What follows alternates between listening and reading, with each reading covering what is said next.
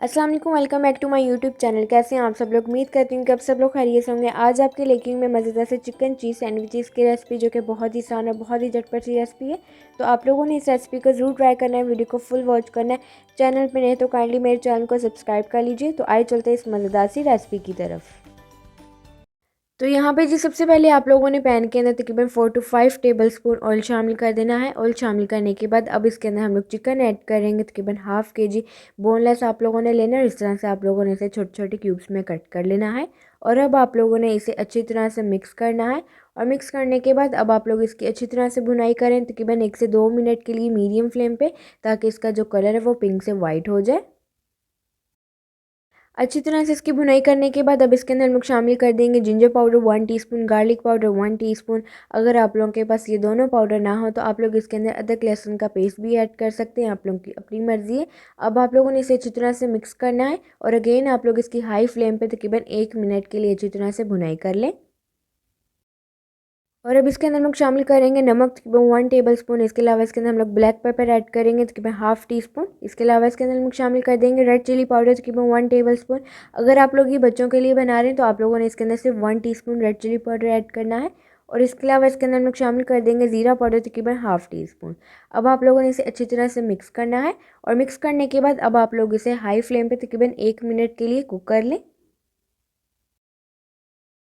1 minute इसे high flame पे cook करने के बाद अब इसके अंदर हम शामिल कर देंगे सोया सॉस तकरीबन 3 टेबलस्पून, विनेगर ऐड करेंगे 2 to 3 टेबलस्पून। और इसके अलावा इसके अंदर हम लोग शामिल कर देंगे रेड चिली सॉस तकरीबन 2 टेबलस्पून।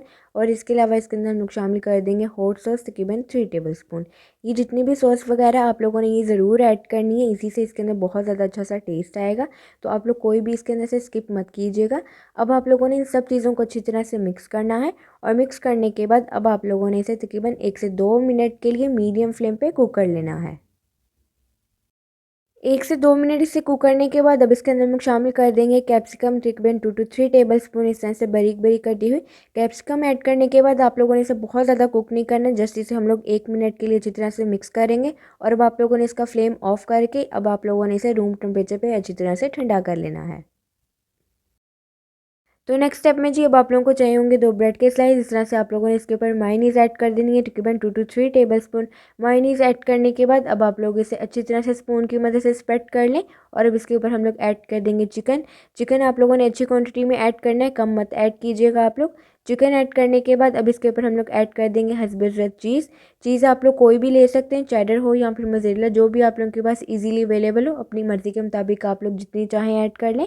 और इसके बाद अब आप लोगों ने इस तरह से इसके ऊपर ब्रेड का स्लाइस रख देना है। और इसके ऊपर भी आप लोगों ने इस तरह से चीज़ ऐड कर देनी है अपनी मर्ज़ी के मुताबिक, जितनी भी आप लोग ऐड करना चाहें। चीज़ ऐड करने के बाद अब इसके ऊपर हम लोग स्प्रिंकल करेंगे रेड चिली फ्लेक्स।